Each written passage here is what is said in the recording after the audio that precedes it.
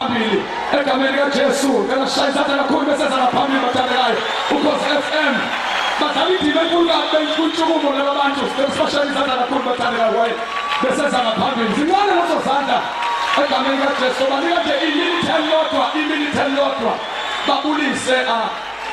babulise intshukumo senze singasikhanyi ngamatshe sebengasezanga ngaphambili. Sabonga kakhulu baba. Asibingelele kwinkonzo yentshukumo sanibonani.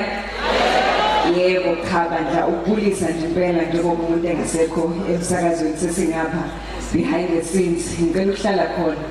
Nawe umsakazi Sipho uzosebenzisa. Ungakhohlwa nje ngesikhathi. Siyibukele indaba. Sanibonani okhosini.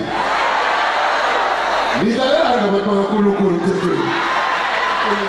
Hallelujah. Akashaya kulithoba shaya uJesu Kristu waseNazaretha. Shaya kulithoba for Jesus Christ. Kufethe ukuthi uvukile uyaphila kodwa bangabonanga lo suku namhlanje.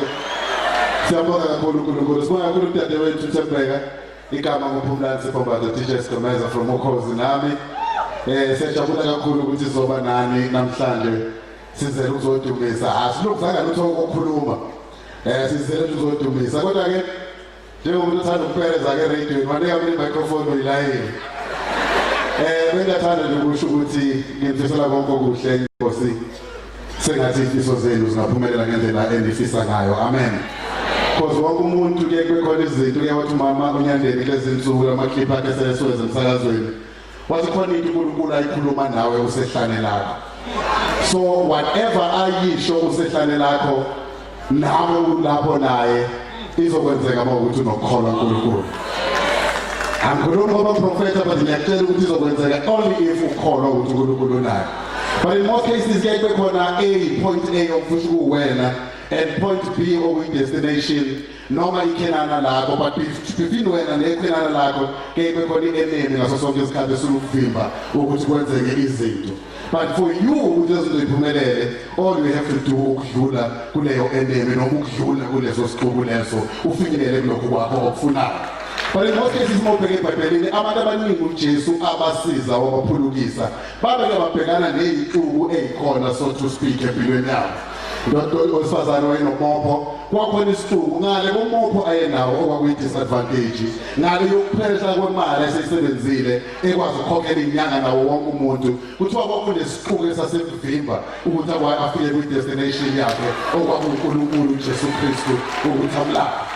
Into engiyithandayo ayenza iqiniso lithi akazange amthinte ngisho uJesu qho but wathinta into eyayithinte uJesu okusho ukuthi nanoma ngathiwa yini inkinga ekhona if ungadlula uphase through leso siqubu esikhona immediately umopho wakho uzophela abeleba lo ukuthi yini umopho wakho kodwa uma ungadlula isiqubu ngendlela yokwenzeka ngayo awudinga uJesu ukuthi azakuthinta uthinte le into ethinta uJesu you will be made whole.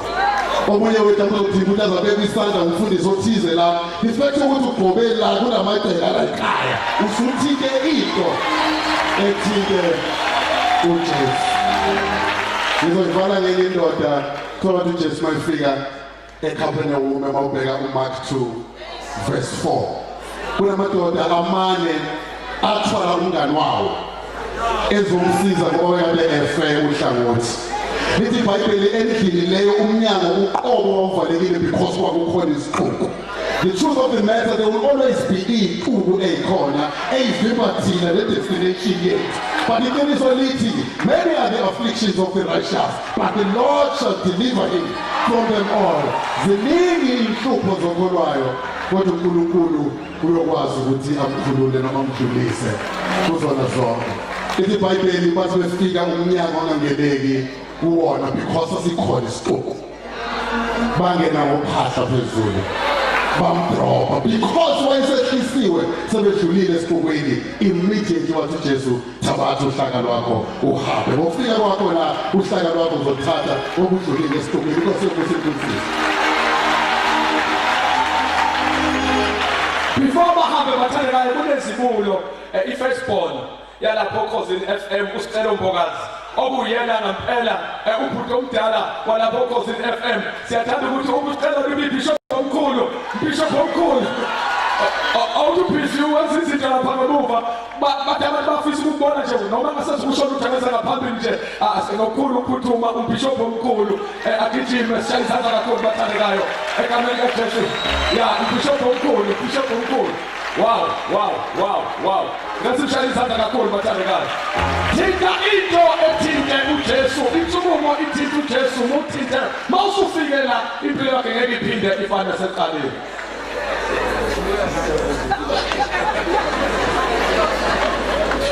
Ukuthula makwande bazalwane.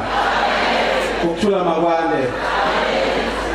Lo wami umlayezo ngubhekise umama umpostoli nobaba umpostoli. Uma isizwe sesinjenga kanje. Ncelisa lo mntwana uzakukhokhela.